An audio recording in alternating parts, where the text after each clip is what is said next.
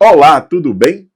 Eu sou Rui Lima, professor de matemática, e agora nós vamos ter uma revisão sobre sistemas lineares, principalmente os problemas que você tem uma situação matemática e você faz o quê? Monta uma equação, monta outra equação, e essas equações formam um sistema, e você resolve esse sistema e interpreta os seus resultados.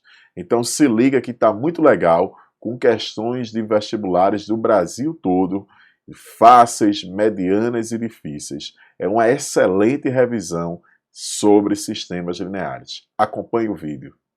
Questão 1. Os números inteiros x e y satisfazem as seguintes equações: 2 quintos de x mais 3 quintos de y igual a 37, x menos y igual a 30, logo x mais y é igual a... Nós temos aqui um sistema com duas equações e duas incógnitas. E essas equações são lineares, porque cada incógnita ela tem grau 1, não é verdade? Então, olha o que é que a gente vai ter aqui. Também não tem um produto de incógnitas, não tem uma incógnita elevado a um expoente que não seja 1. Eu posso chegar aqui e multiplicar isso aqui por 3 quintos. Se nós multiplicarmos essa segunda equação por 3 quintos, olha o que nós vamos obter aqui em nosso sistema linear. Lembrando que quando multiplicamos uma inequação, ambos os fatores por um número não nulo, não alteramos a sua solução. Então a gente vai ter 2 quintos de x mais 3 quintos de y igual a 37, 3 quintos de x menos 3 quintos de y igual, olha, 3 quintos de 30. 30 dividido por 5 dá 6, vezes 3, 18. Agora, o que é que nós podemos fazer? Podemos pegar aqui e usar o método de adição. Falo assim, ó, é soma que some, não é verdade? Por quê? Porque essa parcela aqui, ó, esse termo, mais 3 quintos, vai cancelar com esse, que é menos 3 quintos. 2 quintos de x mais 3 quintos de y, isso vai dar 5 quintos, ou seja, vai dar x. E aqui, 37 mais 18 vai dar 55. Já achei o valor de x. Se eu achei o valor dessa incógnita x, eu posso achar o valor de y. De que forma? Eu posso usar qualquer uma das equações. Inclusive, eu vou usar essa daqui. Eu sei que x menos y é igual a 30. Como a gente já encontrou que x é 55, menos y é igual a 30. Joga para cá e joga esse para lá. Então, nós vamos ter 55 menos 30 vai dar 25. Então, encontrei que y vale 25.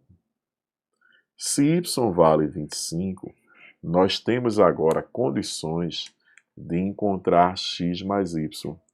X mais y vai ser 55 mais 25.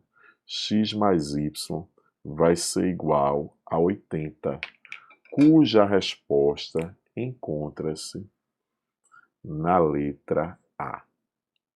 Questão 2. Em uma família, cada filha tem o mesmo número de irmãs e irmãos. Então, se nós pegarmos uma filha, o número de irmãos é igual ao número de irmãs.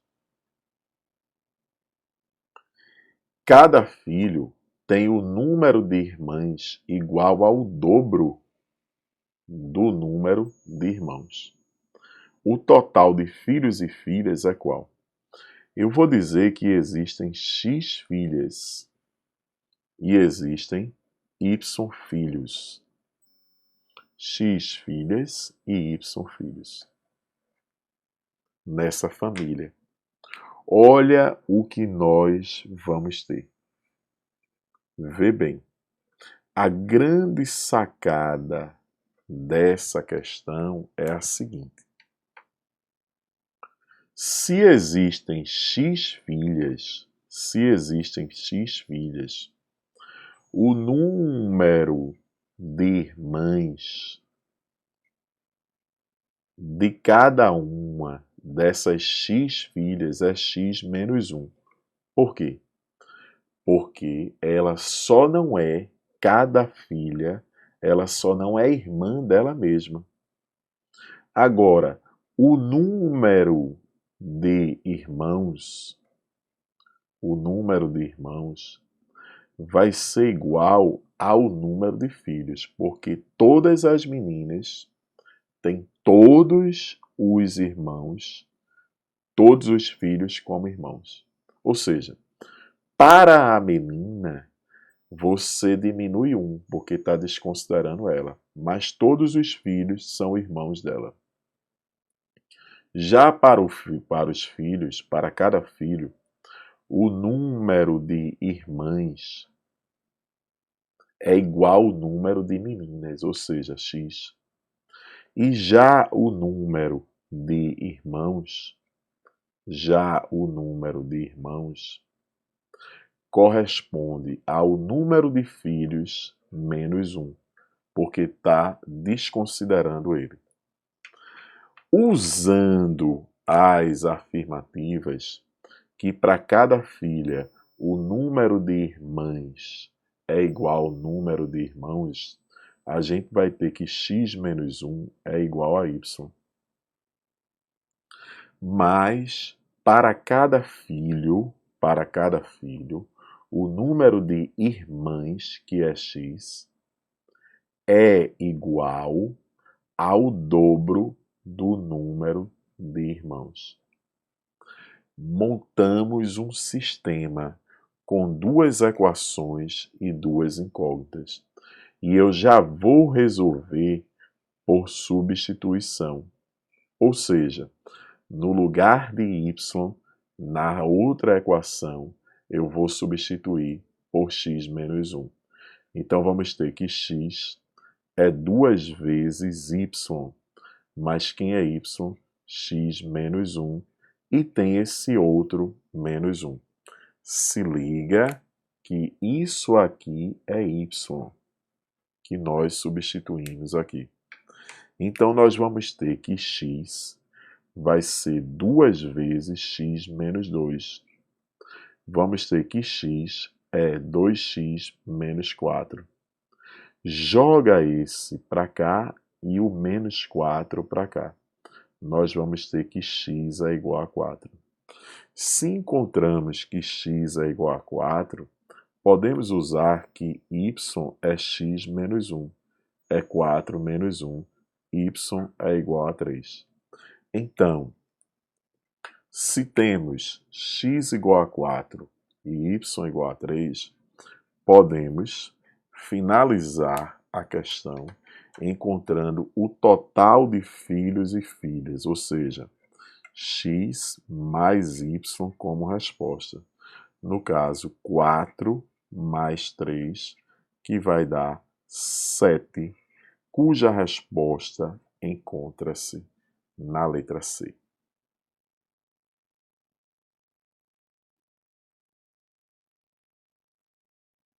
Questão 3. Em uma lanchonete registrou-se o consumo de 3 mesas, como mostra o quadro abaixo. Considerando que há preços únicos para cada tipo de produto da lanchonete e sabendo-se que o consumo total na mesa 2 foi R$ 25 e na mesa 3 foi de R$ 70, é correto afirmar o quê?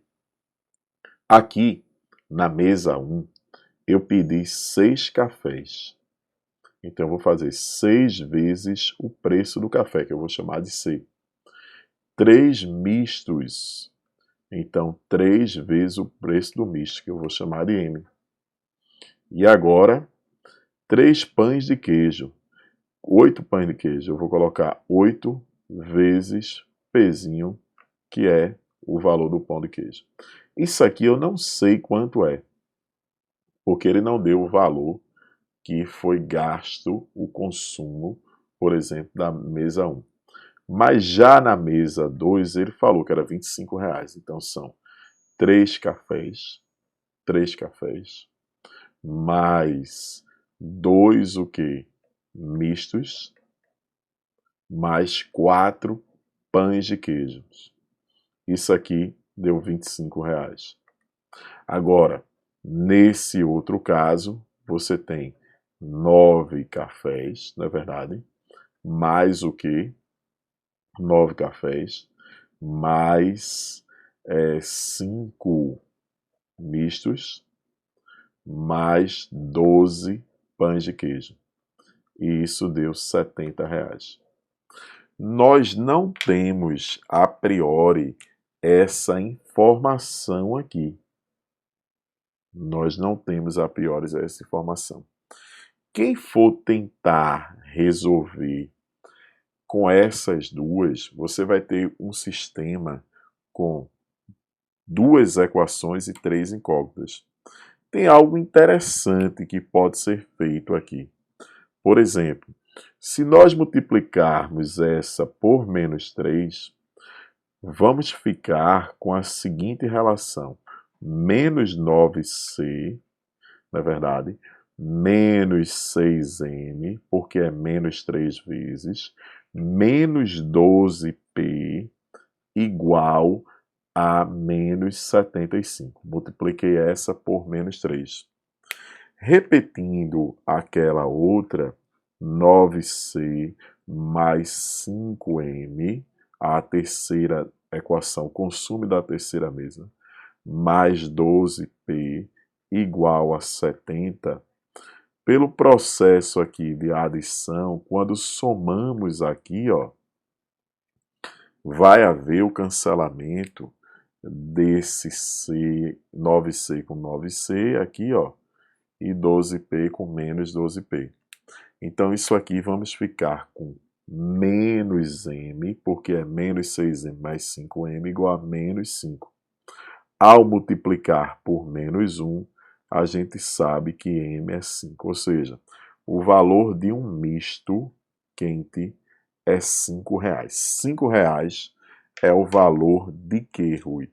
De um misto quente. É o preço unitário de um misto quente. Então aqui já estaria falso essa daqui.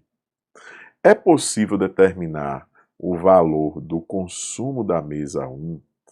Vê que a gente, se substituir o M por 5, Rui, eu cheguei aqui e eu já achei que o M é 5. Aí olha o que é que você vai ter. Quando substituir por 5 dá 10, aqui vai ficar 15. Quando substituir por 5 dá 25, aí aqui vai ficar 45. Quando dividirmos tudo por 3, a gente vai ver que dá exatamente essa equação. Então você fica com um sistema indeterminado, ou seja, você aqui vai ter que M é 5, mas C e P você não tem condições de achar. Mas é possível você encontrar expressões em função de P, M e C no caso. Essa expressão aqui ela é possível encontrar da seguinte forma. Porque se você pegar aquela terceira equação, 9C mais 5M mais 12P, não é qualquer relação desse tipo que a gente vai conseguir. Mas essa aqui pode sim.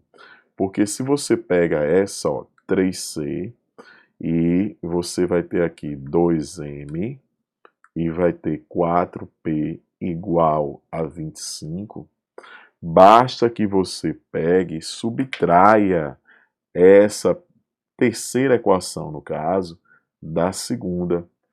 Fazendo isso, olha o que é que nós vamos ter. 9C menos 3C dá 6C. 5M menos 2M dá 3M. E agora, 12P menos 4P dá 8P. E 70 menos 25 vai dar 55. Então, é sim possível obter. A gente diz que essa expressão ela é uma combinação linear dessas outras duas. Ou seja, ela pode ser obtida em função dessas duas. Mas não é qualquer expressão que se escreve em função das outras que você tem. Então, nesse caso, quando a gente tem isso, é uma característica muito específica. Então, a resposta é a letra B. Questão 4. Em uma competição esportiva com 12 times, cada time jogou exatamente uma única vez com todos os adversários. Olha, se nós temos 12 times, e eu quero saber qual é o total de jogos, um fato interessante é perceber que como eles jogam uma única vez, um com o outro, o jogo time 1 versus time 2 vai ser igual ao jogo time 2 versus time 1. Isso caracteriza que é um agrupamento não ordenado. Se esse agrupamento é não ordenado, não esquece, quando a ordem não importar, probleminha de análise combinatória aqui, né? Combinação será. Sempre que a ordem não importar, combinação será. Então, para saber o total de jogos, nós precisamos usar a combinação. A combinação de 12, 2 a 2. Como é a expressão da combinação de n elementos tomados P a P? Para encontrarmos a combinação de n elementos tomados P a P, é dada por n fatorial sobre P fatorial, n menos P fatorial. Então, aqui, no caso, fazemos 12 fatorial, que é o n, sobre 2 fatorial, e 12 menos 2 vai dar 10 fatorial. Quando queremos simplificar uma expressão com fatorial, desenvolvemos sempre o fatorial do número maior, porque ele vai conseguir chegar ao menor. Então, 12, 11, 10 seria o produto até 1. Então, eu vou interromper o meu fatorial. 2 vezes 1, 2 aqui, ó. E 10 fatorial vai ser possível simplificar aqui. Então, nós vamos ter quantos jogos? 12 por 2 dá 6, vezes 11, 66 jogos. Esse é o total de jogos que irá ocorrer nesse campeonato. Mas, ele diz o seguinte: em caso de vitória, o vencedor ganha 3 pontos. O empate vai dar 1 ponto para cada 2 times. Então, e os perdedores não marcam pontos. Então, veja. Ele disse que o total de pontos foi 88. Se o total de pontos foi 188, o total de pontos foi 188, precisamos ver o seguinte, que cada vitória,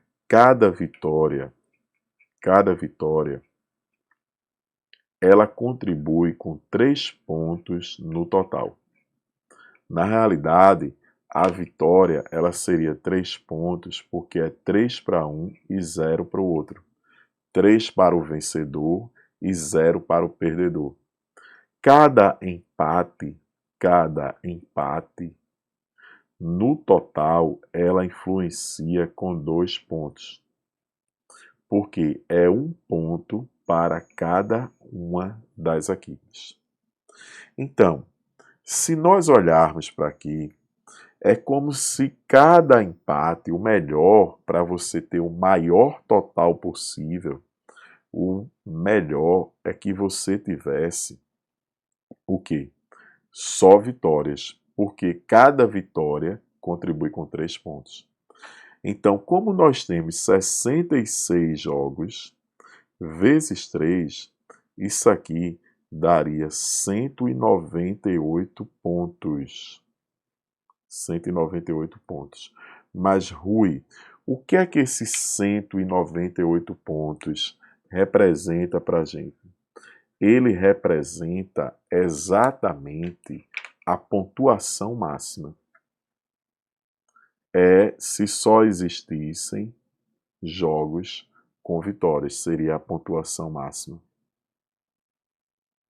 Seria a pontuação máxima. Mas, como nós tivemos um total de 188, significa dizer que nós perdemos 10 pontos em relação à pontuação máxima. Mas cada ponto perdido em relação, cada ponto a menos em relação à pontuação máxima, corresponde a um empate. Porque quando você tem uma pontuação máxima com vitória, são 3 pontos. E com empate, são 2 pontos no total. Então, significa dizer que o número de empates vai coincidir com o número de pontos que você tem a menos que a pontuação máxima. Ou seja, como você ficou 10 pontos a menos que a pontuação máxima, podemos afirmar que você obteve 10 empates. Então, nesse campeonato de 66 jogos, existiram 10 empates e 56 jogos com um vencedor. Ou seja, 10 empates e 56 vitórias, mas cada vitória vem acompanhada de uma derrota do outro time. Seriam também 56 derrotas. Se você quiser confirmar, olha, 10 empates, cada empate são 2 pontos, um para cada time. E 56 vitórias e derrotas, né, são 3 e 0. Vamos botar 56 vezes 3. Isso aqui vai dar 20. 56 vezes 3 dá 168. Então, bateu direitinho, não é verdade? 188. Então, ocorreram 10 empates. Questão 5. Uma agência de turismo vendeu um total de 78 passagens. Então, nós temos um total de 78 passagens aqui para os destinos Lisboa, Paris e Roma. Sabe-se que o número de passageiros de passagens vendidas para Paris, então eu vou chamar aqui Paris de P, foi, ou seja, é o dobro do número de passagens vendidas para os outros destinos, ou seja, Lisboa e Roma. O número associado a Paris é o dobro dos outros, ou seja, Lisboa e Roma. Sabe-se que para Roma foram vendidas 2 passagens a mais do que a metade da vendida para Lisboa. Então, Roma é 2 a mais do que a metade para Lisboa. Vamos repetir? Sabe-se que para Roma foram vendidas 2 passagens a mais que a metade das vendidas para Lisboa. Qual foi o total de passagens vendidas para Paris e Roma? A gente sabe que Paris mais Lisboa mais Roma, isso vai dar 78, porque é o total de passagens vendidas para os 3 destinos aí. Então, nós podemos fazer o seguinte.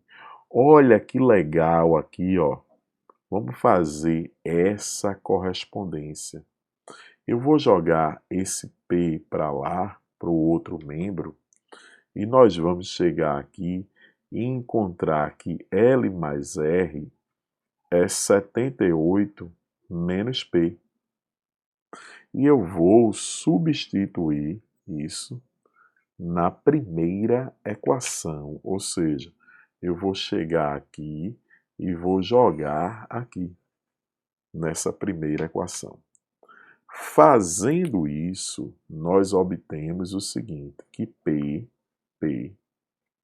é igual a 2 vezes L mais R, que é 78 menos P.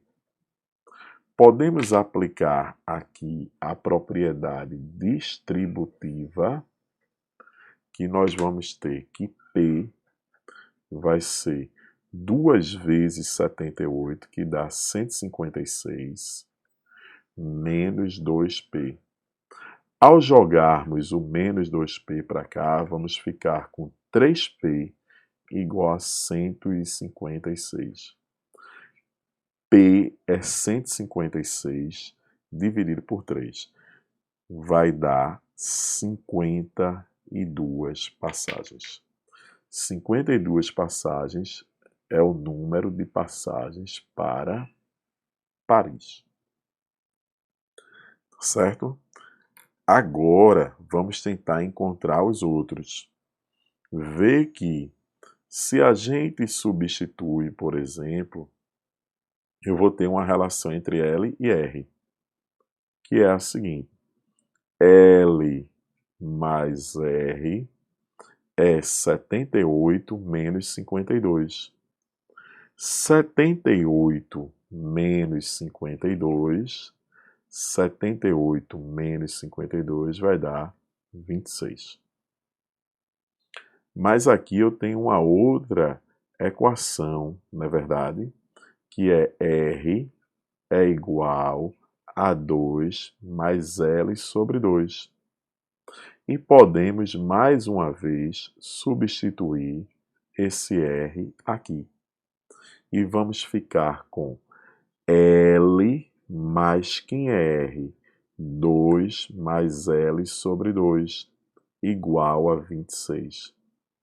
Podemos jogar logo esse 2 para cá e somarmos, ó, L com L sobre 2, que vai dar 3L sobre 2. É igual a 24. Dá para simplificar aqui, ó. Eu fiz L, se a gente tirar o MMC, né, vai ser 2, aí fica 2L mais L, 3L. Simplifica aqui, dá 8 aqui. E meio pelos extremos, nós obtemos que L vale 16. Se L vale 16, já estamos com condições de achar resolver o nosso problema agora. Por quê? Porque ele quer Paris mais Roma. A gente sabe que Paris mais o quê? Mais Roma, que é o que ele quer, Paris mais Roma, mais Lisboa, são 78 passagens. Se L vale 16, se L vale 16, se L vale 16, basta chegar e jogar ele para cá, né, subtraindo. E aí nós vamos obter exatamente o que ele está querendo, que é Paris mais Roma, vai ser 78 menos 16. 8 menos 6, isso aqui vai dar 64. e 2, cuja resposta encontra-se na letra D. Então, probleminha que você precisava interpretar a situação, formar equações, compor um sistema e resolver. Para resolver aqui, nós usamos o método de substituição. Questão 6. A Faculdade de Matemática de um centro universitário com 400 acadêmicos propôs uma oferta de 2 cursos, Yoga e Pilates, para estimular atividades que promovam benefícios à saúde física e mental. Obteve-se o seguinte resultado em relação às matrículas: 250 no Pilates, 200 na Yoga e 150 em ambos os cursos. Assinale a alternativa correta que indica o número de acadêmicos que não se matricularam nesses cursos. Isso é um probleminha que a gente vai interpretar e vai ver que é de conjuntos, né? O famoso diagrama de Venn. Então eu posso pegar e colocar aqui o seguinte: os que fazem a yoga, os que se matricularam no Pilates. Sempre que temos um diagrama como esse, devemos o quê? Colocar na sua região comum, que é a chamada interseção, a sua região comum, que é a interseção, o começar por aqui, né? Porque se eu for usar, por exemplo, 250 pilates, eu não sei se é 50 aqui, alguma coisa desse tipo. 10 aqui, 240 aqui. Então devemos começar por aqui, que no caso ele falou que eram 150 que se matricularam nos dois. Como ele disse, então já usamos esse dado, 150. 200 na yoga, mas a yoga já está com 150, que são aquelas pessoas que fazem o quê? 200 na yoga, então você vai ficar 200 menos 150, vai ficar 50 pessoas. Essas 50 pessoas são aquelas que fazem apenas yoga. Apenas yoga. Então aqui 50. Da mesma forma, como você tem 250 que vão se matricular no Pilates, menos esses 150, você vai ficar com 100 que foram somente no Pilates. 100 somente no Pilates. Então, nós podemos completar o nosso diagrama, porque aqui nós vamos ter 100. Vamos ver se o diagrama está batendo direitinho, se está coerente. Ó, aqui você tem 250 no Pilates. E aqui você tem 200 na Yoga. E você tem 150 em ambos. Mas a pergunta dele é quem não se matriculou em nenhum desses cursos.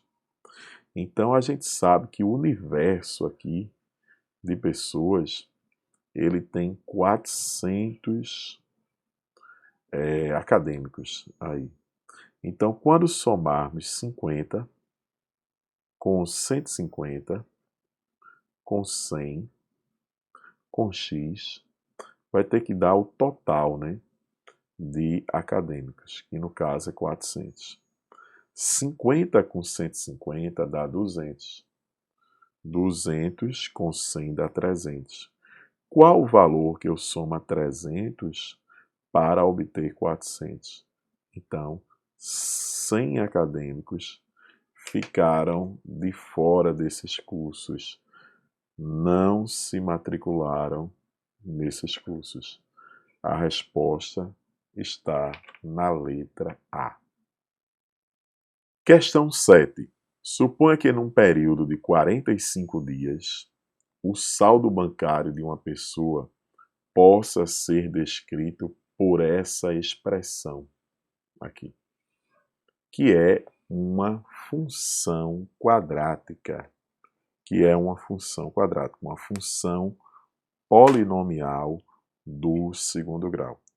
Uma pergunta, Rui, posso dividir logo todo mundo por 10? Pode, mas aqui isso vai ficar dividido por 10. Então, cuidado. Se aqui fosse 0, aí tudo bem, porque 0 dividido por 10 daria 0. E aí a gente não teria problema. Ele disse que o t é como se fosse o domínio, né, os valores da variável. No caso, t aqui que está fazendo o papel de x, pertence a esse intervalo, de 1 até 45. Então ele quer saber se aumentou, tudo isso.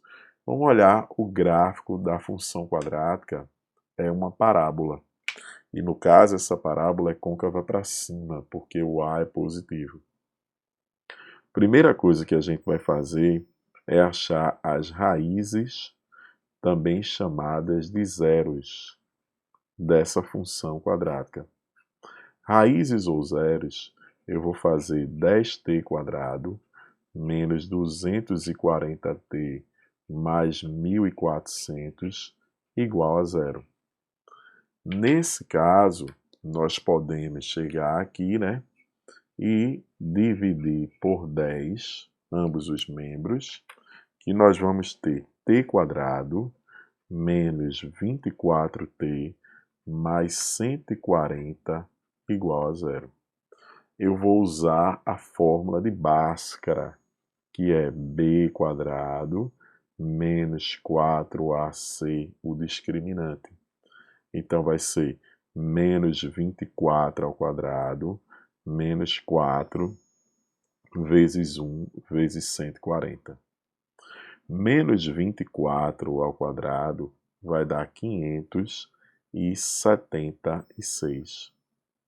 E aqui, ó, 4 vezes 140 vai dar 560. Então, delta é igual a 16.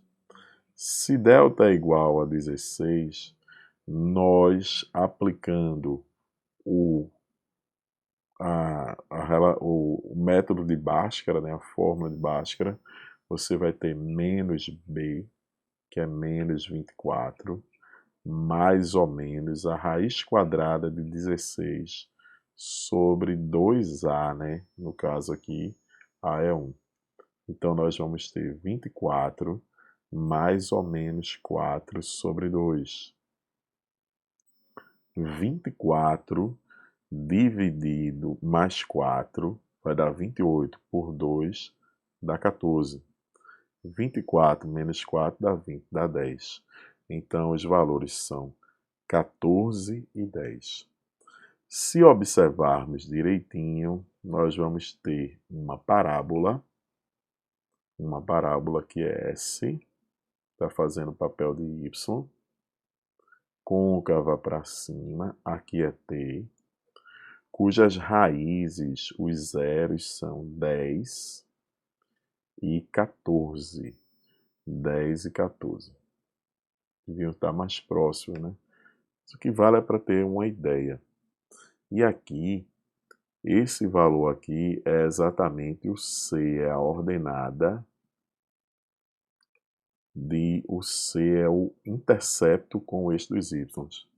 Na função definida por y igual a ax quadrado mais bx mais c, nós vamos ter isso. Então, a gente tem uma parábola assim. Só para ter uma ideia. Esse valor, no caso, é 1400, que é o C aqui. Olha o que é que nós temos agora. Ele pergunta se o saldo aumentou todos os dias. Vê que a gente vai do dia 1, não é? Do dia 1. Quando a gente fizer substituir por 1, vai dar 10. Aqui vai dar menos 240. Então, dá menos 230. 1.400 menos 230 dá 1.170. Então, ele vai sair daqui, na realidade, até quando for 45. Não sei quando for 45. Mas se for dali até quando for 45, quando a gente substituir 45, a gente vai encontrar um valor. Então, nós vamos ter aqui, ó, você vê que a parábola, o saldo aqui ele está diminuindo. O saldo, inclusive, aqui ele chegou a ser negativo, né? Aqui ele era positivo. E aqui ele voltou a ser positivo depois de t igual a 14. E aqui o saldo é nulo, né? No 10 e no 14. Então, o saldo aumentou todos os dias? Não. O saldo diminuiu todos os dias? Não. Diminui, mas também aumenta. Na verdade, mas também aumenta, é crescente, né? Ela é decrescente até o vértice aqui. E depois volta a crescer mesmo. O menor saldo ocorre quando t for igual a 12. O menor saldo ocorre aqui, no vértice. No vértice, a gente poderia afirmar que nós temos aqui o saldo mínimo, o menor valor do saldo. Então, aqui eu vou ter que encontrar o t do vértice, né, que é equivalente ao x do vértice, que é menos b sobre 2a. Então, se a gente faz menos b sobre 2a, é menos 240 sobre 2 vezes 10. Então, vai dar exatamente 12, que a resposta é a letra C. O menor saldo no período foi 12? Não, o menor saldo foi quando foi 12. Aí, se você botar 12 aqui, você vai achar um outro valor, inclusive negativo o saldo. Então, não convém nem fazer. O saldo ficou positivo todos os dias? Não. Positivo nessa primeira parte, negativo, e aí vai. Então ele começa a ter esse arco aqui, do dia 1 e assim. A resposta é a letra C, que é exatamente no X do vértice, que no caso é no T do vértice. Então, essa primeira parte agora da aula foi sobre equações, problemas e sistemas, principalmente com a resolução de sistemas lineares. Agora nós vamos fazer outros 3 problemas, sempre focando o ensino médio. Um sobre a primeira série do ensino médio, que é sobre função exponencial. Um segundo sobre a segunda série do ensino médio. E um terceiro que é até sobre a geometria analítica, que está lá na terceira série do ensino médio. Então acompanha que a revisão está super completa para você. Questão 8. Tendo em vista que A e B são números reais positivos, com A diferente de B aqui, ó, vamos aumentar aqui direitinho, considere a função f de x igual a vezes b elevado a x, uma função exponencial. Logo, f de 2, ele quer uma relação entre f de 2 e outros f's. Observe o seguinte, que f de 1 é a vezes b elevado a 1. F de 2 é igual a vezes b elevado a 2. F de 3 vai ser igual a vezes b elevado a 3. Nós poderíamos ir até num contexto de sequências, de progressão, diríamos que isso é uma progressão geométrica, que para passar daqui para aqui, nós estamos sempre multiplicando por quanto? Por b. Então, vê bem, se eu chegar e dividir, por exemplo, f de 2 por f de 1, vai dar b. Não é verdade? E também, se dividirmos f de 3 por f de 2, vai dar b. Porque quando dividimos f de 2 por f de 1, cancela o a, e aqui eu estou dividindo potências de mesma base. B ao quadrado dividido por b à primeira dá b.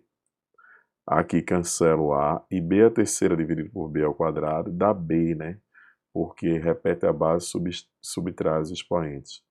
Então, simplesmente poderíamos pegar isso aqui e igualarmos que f de 2 sobre f de 1 é igual a f de 3 sobre f de 2.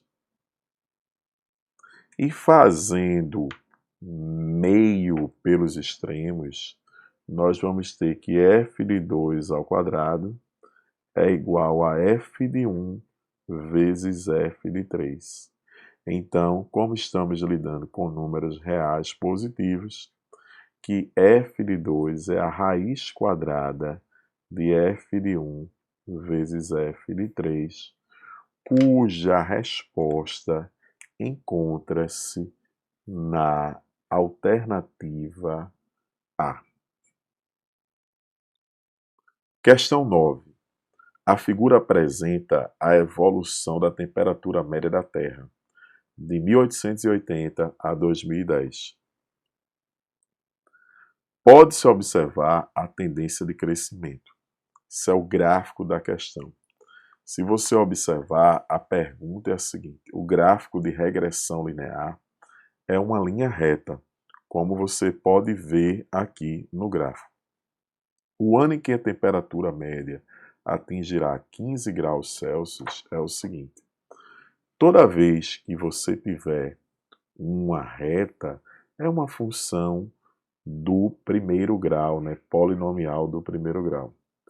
Você tem esses valores que são importantíssimos para a gente. A gente pode usar o seguinte, que para passar daqui para aqui, se eu passei de 14,000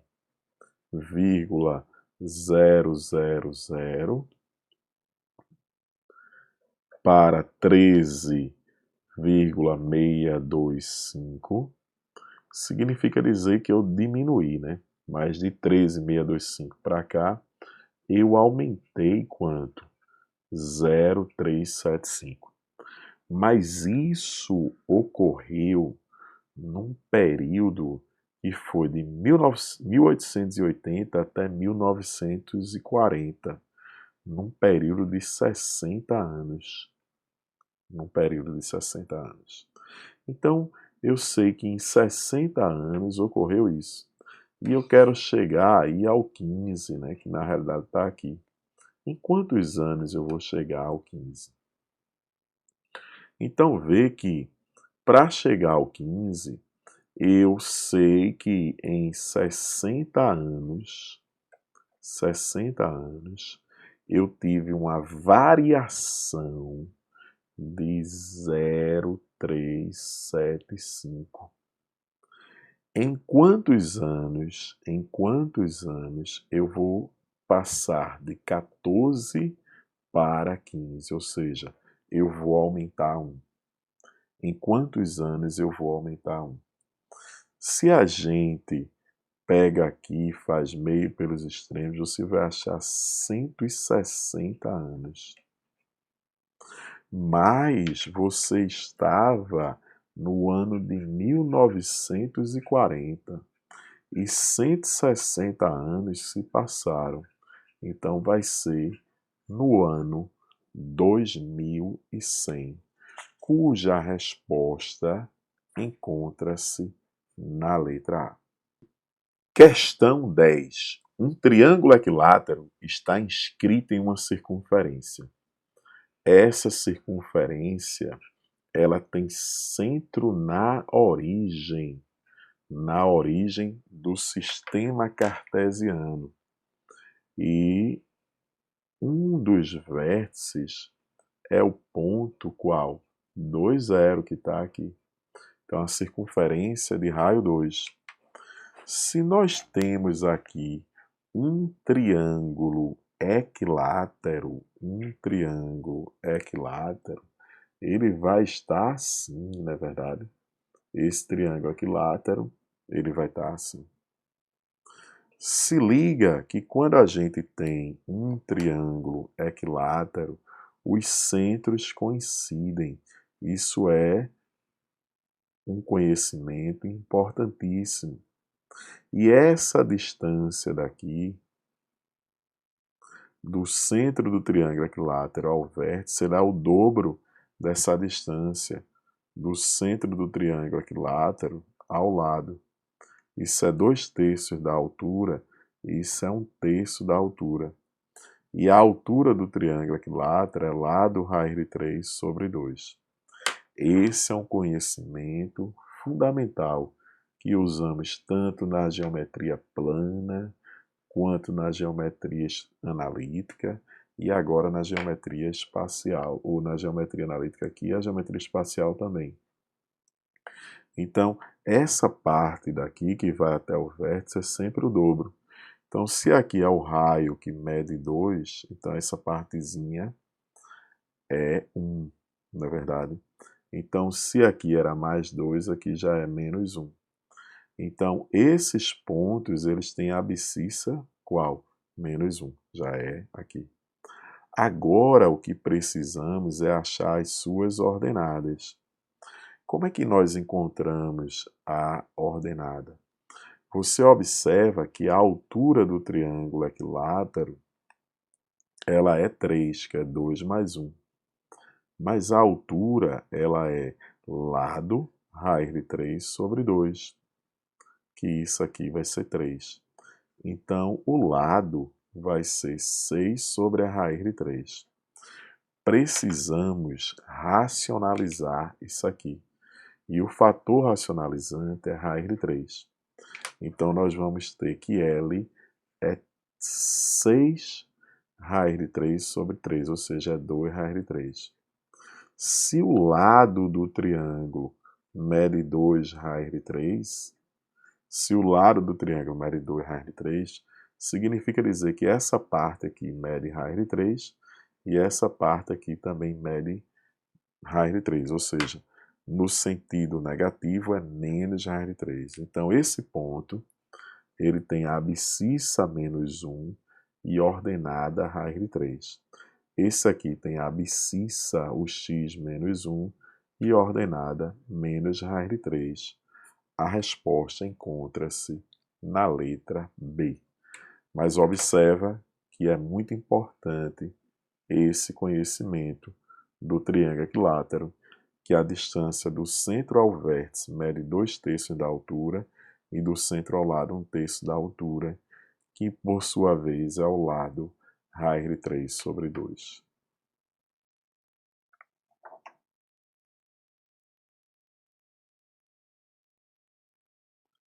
Continue estudando e qualquer dificuldade nos procura, que estamos sempre aqui para atender vocês.